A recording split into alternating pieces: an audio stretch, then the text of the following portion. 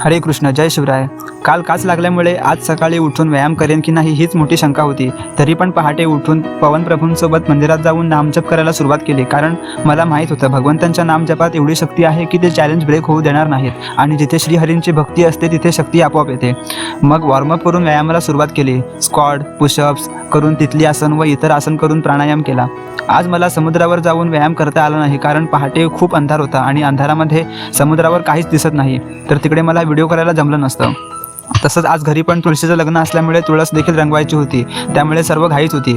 नंतर घरी येऊन जखम बांधून आंघोळ केली कारण भिजवल्यामुळे जखम अजून चिघळते.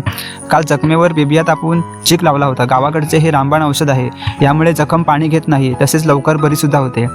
मग सुरू केले तुळशीचे रंगकाम. रंग मारताना कधी वेळ निघून जातो समजतच नाही. तुळशी विवाह म्हणजे तुळशीचे रोप म्हणजेच वृंदामाता आणि भगवान शालिग्राम म्हणजे श्री विष्णूंचे रूप यांच्यात लावला जाणारा लग्न सोहळा होय.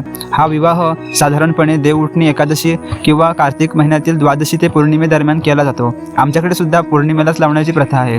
या विवाहामुळे घरात सुखसमृद्धी येते आणि वैवाहिक जीवन सुखी होते असे शास्त्रात सांगितले आहे.